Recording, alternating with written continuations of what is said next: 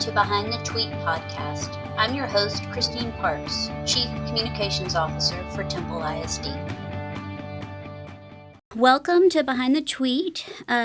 Today we are kickstarting our summer series of the podcast, and we have with us Dr. Ott and Kent Boyd, our Assistant Superintendent of Facilities and Operations. So thank you both so much for being here with us today. We're going to start off with a tweet on Dr. Ott on May 19th. You tweeted about a student named Bella at Western Hills.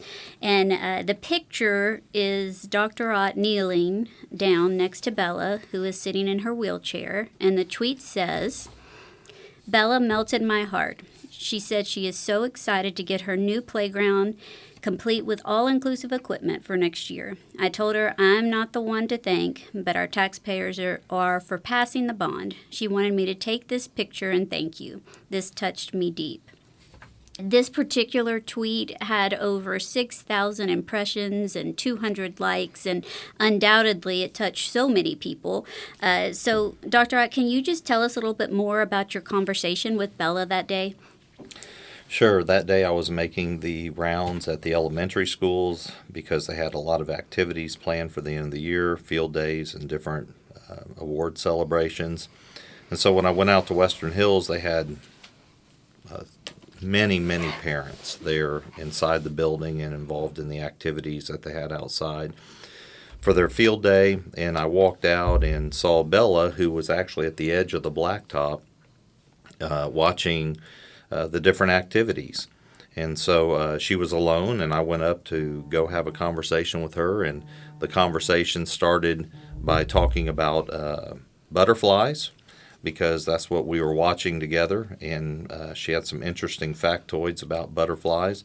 And then it went on to she opened the door to a conversation about playgrounds, and she said she cannot wait to play on her new playground at Western Hills, and asked me when it would be installed. And Bella is a very bright young lady, so that conversation went from playgrounds to how did they get the playgrounds, who pays for them, the bond process, taxpayers, and just the whole thing. And 30 minutes later, I think she got a pretty good education on the bond process, and I got a really good education on what these things really mean to our students.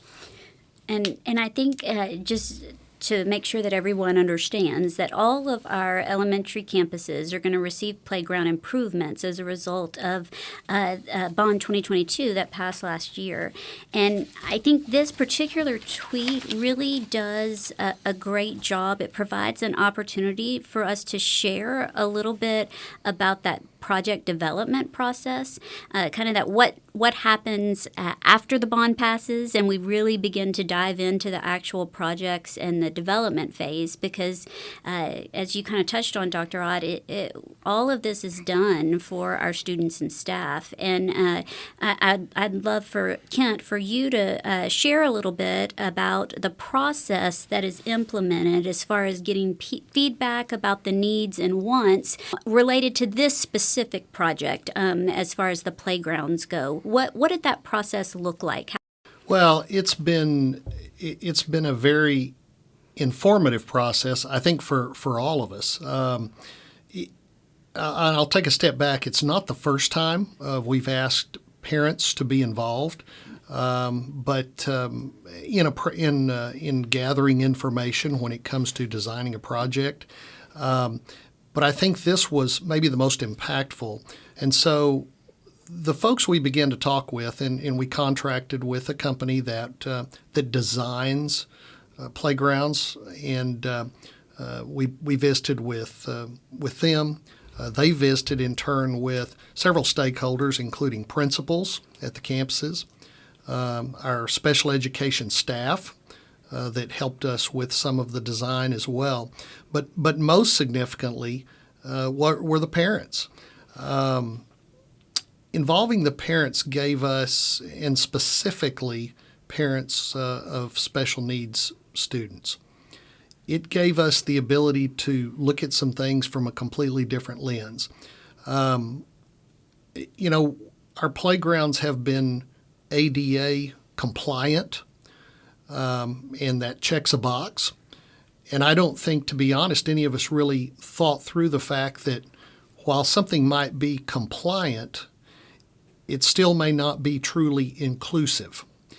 And that was something that was really an eye-opener for us and helped us as an administrative team, included Dr. Ott, Ken Wolf over our operations side, principals again that were involved. It helped us really look at this whole development process, and you can create playgrounds that are inclusive for special needs students that are also fully adaptable to all students. So all of our playground equipment will be beneficial for all of our students, and I think that's one of the things that we're just really excited about. Sure.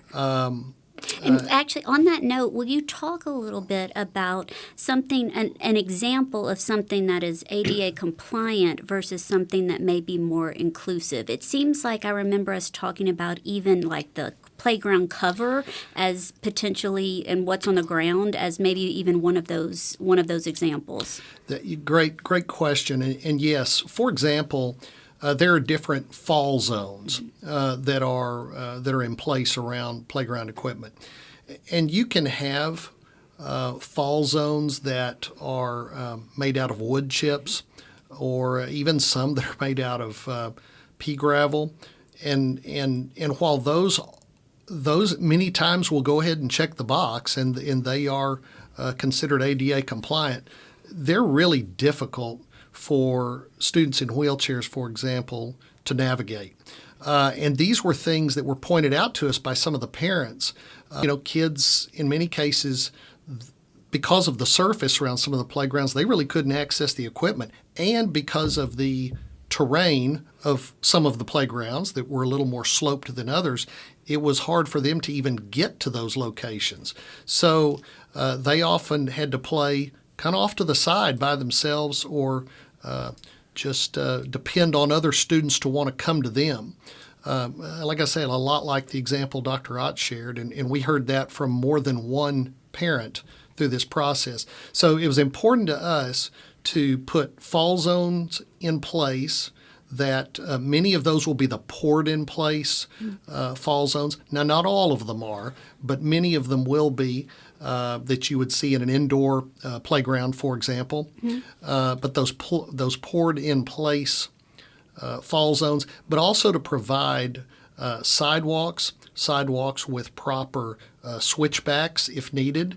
And we were able to do that in these plans, and even incorporate some extra play spaces and learning spaces within those trails or sidewalks or switchbacks, if you will, in some of the spots where we have to install those, so that the students can get to the playgrounds easily. So, just an eye-opening experience, and something that I think we all walked away from feeling really humbled by it, and really excited about what we're going to be able to do with the bond money, and do what we promised we'd do, and be able to benefit all kids.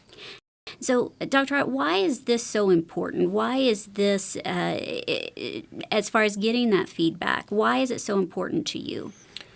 Well, I think it's an example of truly meeting the needs of your students when you're working with their parents. Many times in a bond process, people believe that parent involvement exists when you're determining which projects are in the bond package, because there's a lot of involvement in that.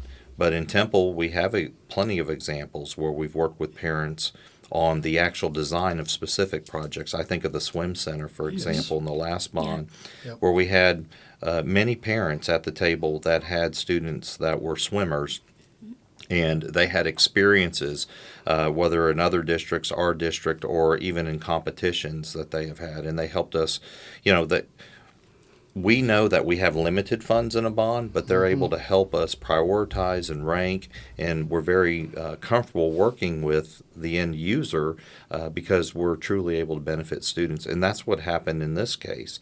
I worked with our special ed department, and we made a list of every disability that we serve in our special programs, and then a list of parents that had a child that represented those disabilities. And when we brought them to the table and had conversations, they were able to speak as a parent, not just a citizen of the community.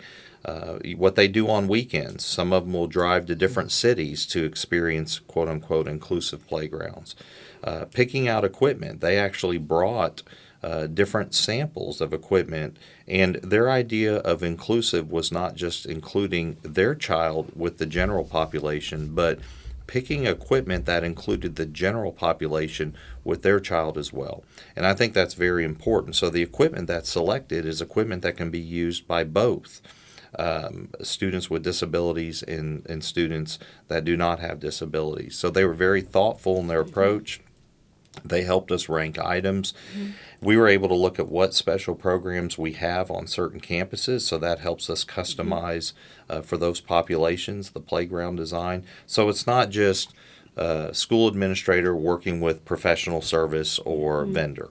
The parent piece is really what drove this, and that's why we are able to meet the needs of our students specifically. And I think that's why it's important.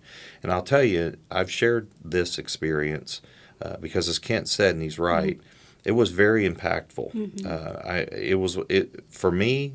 I will mark it as a professional highlight in my career to have that experience in working with these families. And I've shared this with other superintendents, and they have been blown away by the idea that there is a distinction between ADA and inclusivity and what that really means. And I do not have a child with a disability, so I don't have an authentic place to speak from. So listening to parents that live that every day and understand that, truly understand it, has made all the difference in the world. So I can't think of anything more valuable we could have done than to include our parents in this process. And Kent, kind of even bigger picture piece, you have helped implement countless bond projects through the years and construction projects. And the one thing that I have heard you say, and you don't see a facility as just the place where learning happens. You look at the building of our facilities as a way to, those buildings and facilities themselves as a tool that enhances the learning environment. And I've seen you kind of touch on that several times, but just thinking about some of the projects, can you give us an example of another example from the past of something that was very purposefully designed to enhance the learning environment with one of our facilities? We've had a couple. I'll speak to a couple. One is Thornton Elementary. I think that because that new elementary was designed in such a way that it incorporates a lot of outdoor learning. It incorporates the ability for students to learn about types of green initiatives, if you will. We've got water harvesting capabilities there. We've got outdoor learning spaces, a lot of opportunities for kids to grow things. A couple of others then at high school. One I want to touch on is fine arts. That when we did the fine arts edition on the last bond, that was something that we had some specialized spaces that, and I'll be the first to admit, I don't think nobody knows everything about everything that there is about a facility, especially an academic facility. The people that know are the people that specialize in that area, and that's why asking the question is so important. And I learned a lot with the fine arts piece because there were items like natural lighting for art classes that, and I'm not an artist. I did not think of that I wouldn't have thought of that, but that's very important. And so our fine arts staff and our fine arts director pointed out that importance, and we designed some ways, even on some interior rooms with no windows, we designed some ways to draw in natural lighting and allow them to filter that lighting, maximize that, or minimize it, depending on what they're working on.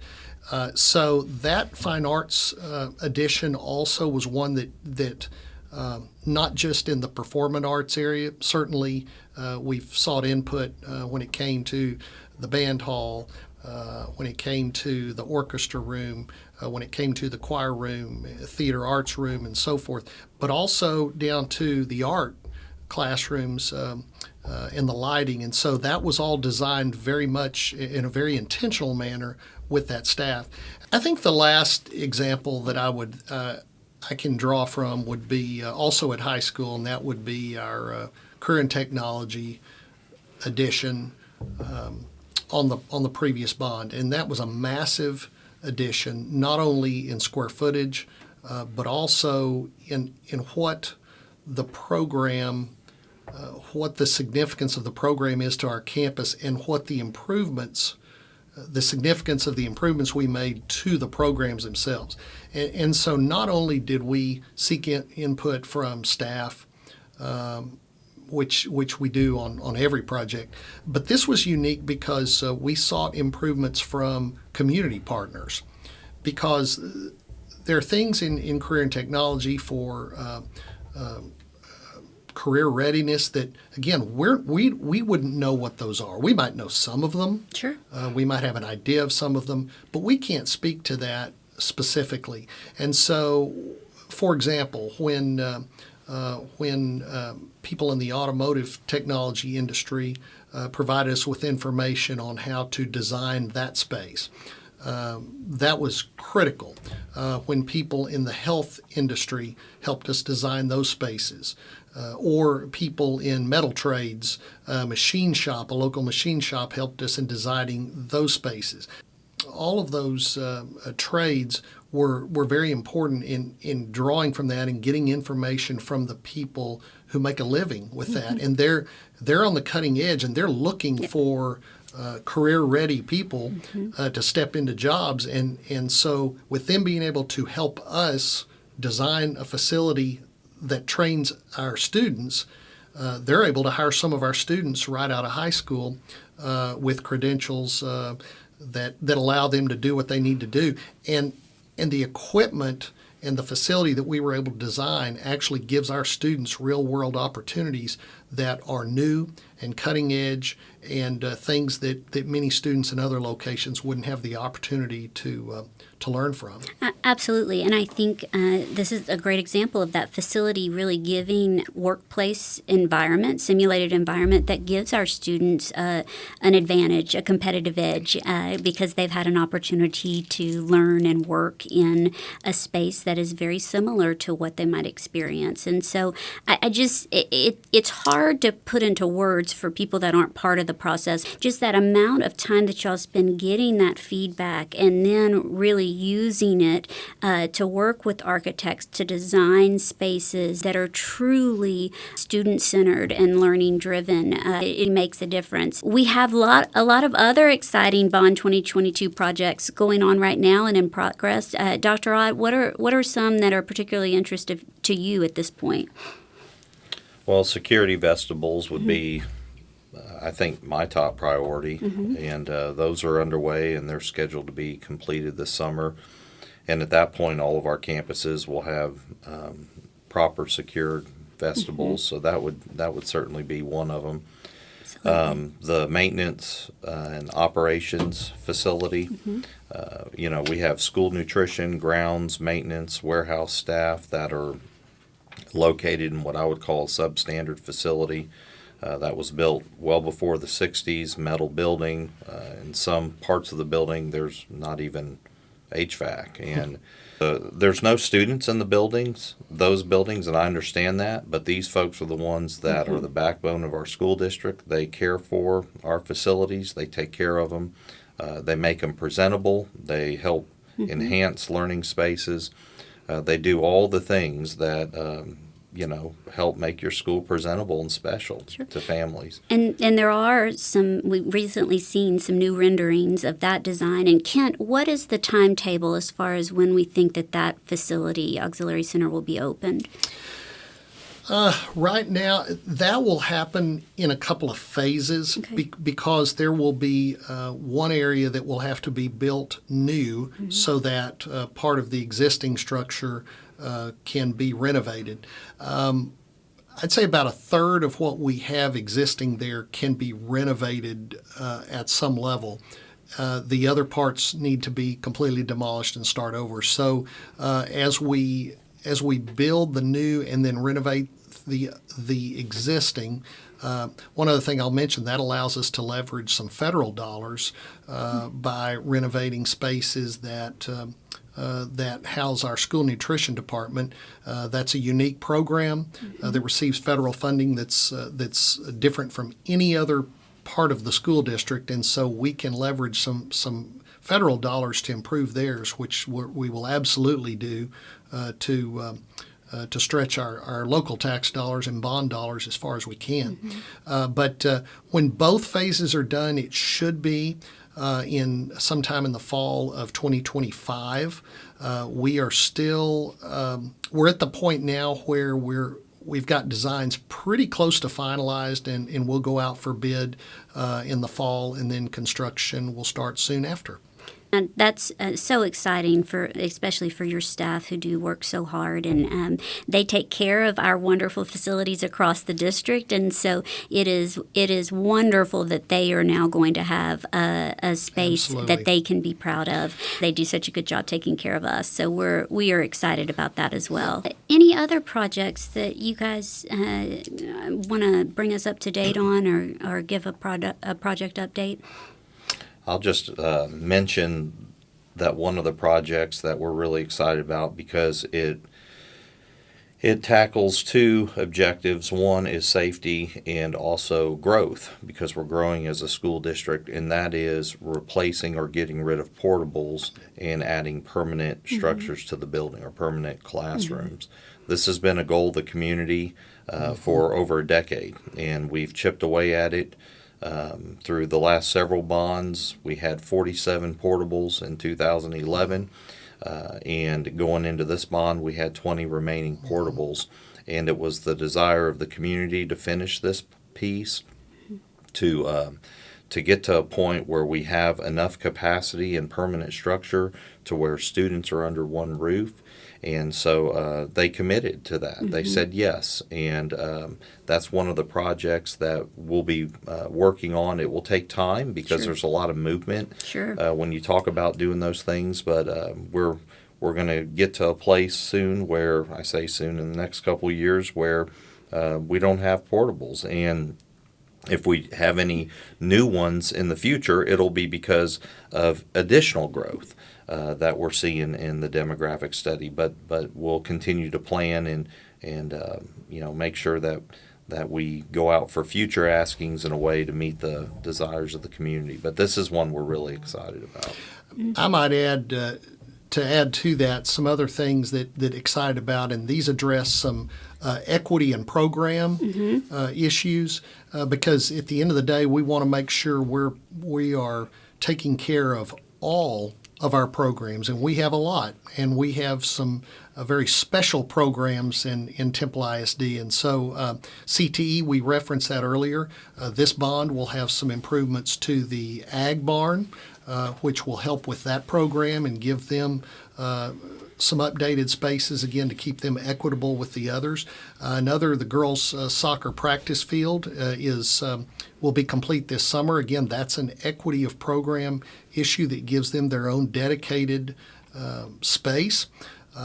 Some other things, the high school auditorium, which was renovated on the 2007 bond, which, wow, that's been a long time ago now. It's been a long time. And so you have more needs that come up, and we've got some video and sound improvements that we will be doing there. In addition to that, there's some other athletic pieces. We've got an athletic training facility that will help with our kids, giving them more training space. Again, equity of programs, boys, girls, all sports. That will serve everyone, as well as our training program, our athletic training program, for which we have a number of students that are involved in that program. And that program actually is made up of students supporting athletes and learning a trade that many of them go on and go to college for. We've got an incredible program that helps with athletic training. And then finally, I'd say some spaces for competition. We have only one middle school currently with a dedicated competition field. When we're done with these processes, all three middle schools will have competition fields. So these are just all ways that I think, again, equity of programs. Our whole desire is whether you go to, no matter which elementary school you attend, no matter which middle school you attend, and they're not all identical, cookie cutter, and that's okay, and that's good actually, but that the equity of the facility and the programs is available for all students no matter where you are. And so we will be touching that a lot on this bond as well. So excited about that. Absolutely. And just I want to revisit our spotlight tweet for just a moment and talk about Bella's gratitude that she expressed. And Dr. Ott, you were quick to tell her that it was the community that she needed to thank because their support is what is making her new playground a reality. And it's really hard, I know, to put into words, but can you talk about what the Temple community's support means to our district and to our students? Yeah, I think when you maximize, or when you have community support, you maximize the complete support system that students have.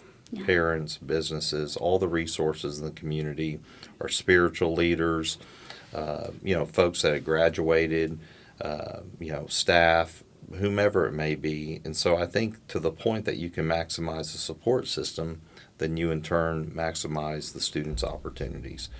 And I think you see that play out in our bond process in Temple, because everybody is not just involved in, deciding that we're going to go for an election and passing the bond, but also project design, timelines, and so forth. And so to the point that everybody's involved with it, then you get the experiences that Bella references. And I think for me, that's why it was so different, or that moment was, I think I made the statement in there that it touched me deep, because it did. When you're doing all the other stuff, you're working with adults. 99% of the time, you're working with adults when you're talking about gathering information on what the needs are of the school district and what their expectations are in the community. And sure, we had surveys that were open to students during the bond process, and students did give input, but by and large, adults are primarily involved in that. And when you talk about working with professional services, you're working with adults as well. But when you have a chance to hear the students' perspective, and they understand that all that happened means this for them. And that's something that they're looking out on the playground and imagining themselves playing on, or it's something they're going to be able to participate in program-wise. When Kent was talking about some of the equities and programs and so forth, I think that's when it has the most impact. Sure. And so I think that's what Bella did for me. And then what I need to do for her is I need to remind her, who are the people responsible for that? And it's not your superintendent, and it's not one or two administrators, it's not your principal. It's all these, and I actually pointed, I said, you see those homes out there? I said, the people that live in those homes, those are the ones responsible for this, because they pay money. It's called taxes. They pay money, and they have the right to vote for these things. And most of them said yes, and that's why you have it. So and at that point, that's when she decided that she wanted to thank them, and the best way to do it was, I can't go door to door, but we can certainly take a picture, put it out there. That was an opportunity, and this is an opportunity just to thank our community and just to trying to demonstrate that their support matters. And sometimes you don't always see it, but it does. And this is a great example of that. And we couldn't do the things that we do without our community support. And one of our charges in this whole Bond 2022 process has been to make sure that our community it stays and remains aware of project implementation along the way. And so you can check on any of our bond projects and their timelines and progress on our website under the community tab. We have a website that is updated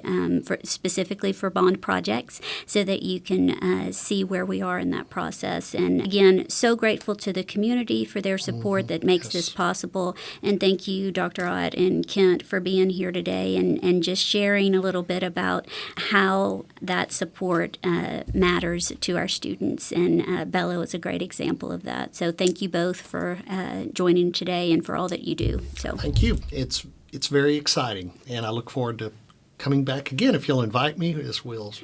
Can't wait to show these projects off to the community and to our kids, because ultimately that's who we're doing this for, and it's a great feeling. So.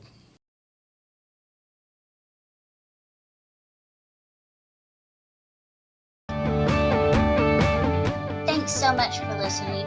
Please join us next time for another episode of Behind the Tweet.